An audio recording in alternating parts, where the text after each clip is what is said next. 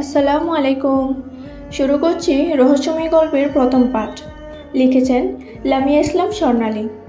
শুনশান রাস্তা দিয়ে হেঁটে যাচ্ছে একটি সুন্দরী রমণী।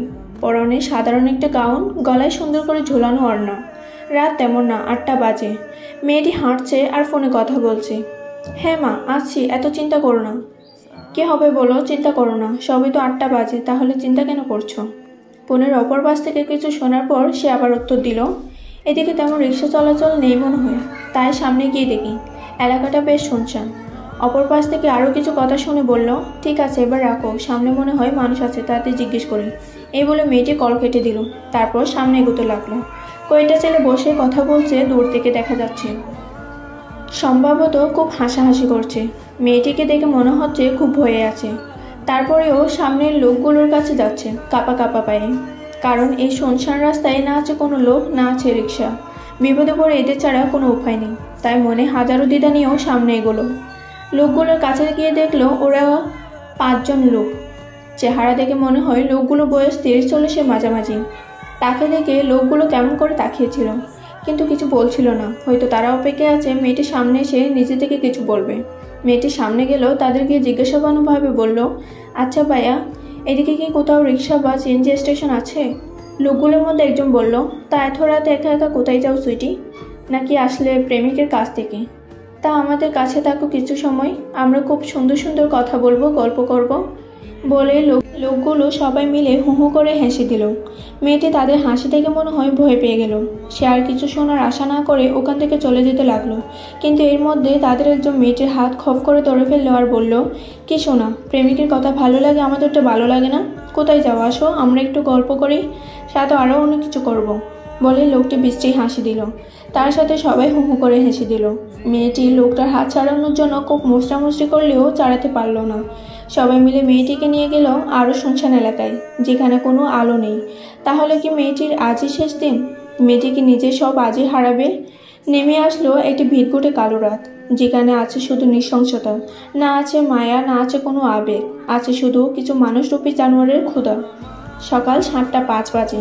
ঘুমু ঘুমু চোখে ওয়াশরুমে গিয়ে ব্রাশে পেস্ট লাগিয়ে আয়না দেখে দেখে ব্রাশ করছে। তাড়াহুড়ো নেই, খুবই ধীরে সুস্থে করছে। ব্রাশ করে মুখ ধুয়ে বের হলো। একটা সুন্দর মেহেদি কালারের জামা নিয়ে আবার ওয়াশরুমে চলে গেল। 10 মিনিট পর ওয়াশরুম থেকে বের হয়ে আয়নার সামনে দাঁড়িয়ে হালকা পরিপাটি হলো। সময় 7টা 30। শহরের শুনশান এলাকায় ময়লা ডোবায় পাওয়া গেল মানুষের হাত, কান, চোখ। শরীরের বাকি অংশগুলোর খোঁজ চলছে।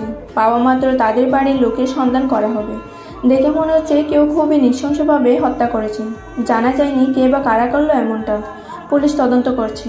পুলিশের বক্তব্য অনুযায়ী তারা খুব শীঘ্রই খুনিকে পেয়ে যাবে আর তার প্রাপ্য শাস্তি দেওয়া হবে।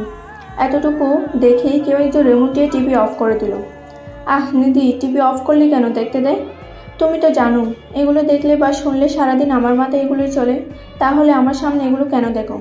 তুই আর তোর ওভার থিঙ্কিং, ভালো করে নিউজটাও দেখতে দিলে না, ধুর। শুনেই নিধি হেসে দিল আর লোকটার কাছে গিয়ে নিজের কোমরে হাত দিয়ে বলল, আরে আমার দাদা, একটু পর আবার রিপিট ডেকে নিও। লোকটি ভুরু কুঁচকে বলল, হ্যাঁ হ্যাঁ, আমি তো সারাদিন টিভি নিয়ে বসে থাকবো, আমার তো কোনো কাজ নাই, অফিস নাই। ওদের কথা শুনে রান্নাঘর থেকে একটা মহিলার কণ্ঠ ভেসে আসলো, তোদের ভাই বোনের এই তর্ক শেষ হলে এবার আয় আর নাস্তা খেয়ে নে। আর নিহান, তোর অফিস নেই, তর্ক করছিস কেন? আর নিধি, তোকেও বলি, নাস্তা না খেয়ে কি শুরু করলি? কলেজে যাবি না নাকি? আয় তোরা নাস্তা খেয়ে নে। বলে উনি টেবিলে নাস্তা দিতে লাগলেন। তারপর ওরা কেউ আর কিছু বলল না। নাস্তা করে যে যার গন্তব্যে চলে গেল। নিধি একটা রিক্সা করে কলেজ আসলো। রিক্সা থেকে নেমে রিক্সাওয়ালাকে ভাড়া দিয়ে সে কলেজের গেটে ঢুকলো।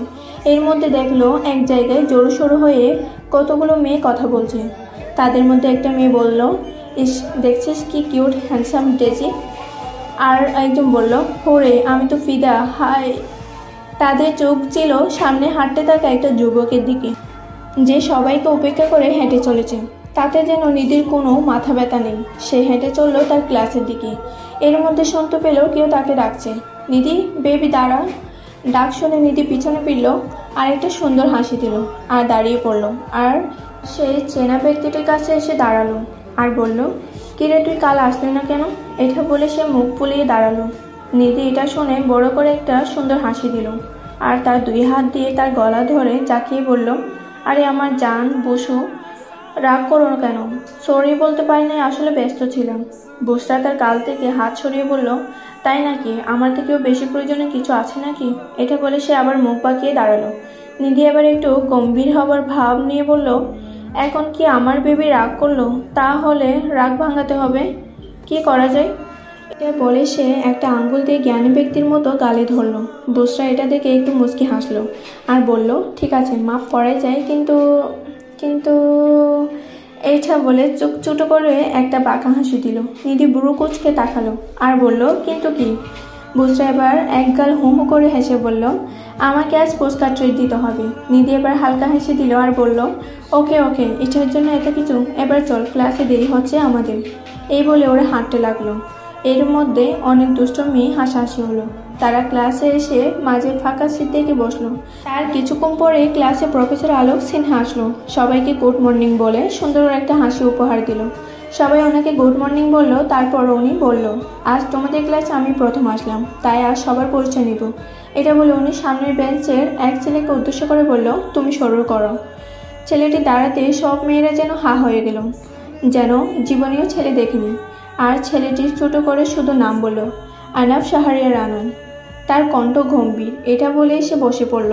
তারপর এক এক করে সবাই পরিচয় দিল। এরপর বুসরা একগাল হেসে বলল, আমার নাম তাসনিয়া ইবানাত বুসরা।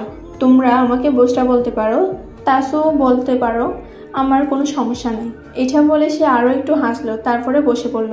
এবার নিধি মুচকি হেসে বলল, আমার নাম Nidhita Islam Nurin, nice to meet you all. এটা বলে হাসিটা প্রসারিত করলো আর বসে পড়ল। কিন্তু কেউ শুনতে পেল না। কেউ একজন কোনায় বসে নিধি নিধি বলে বিড়বিড়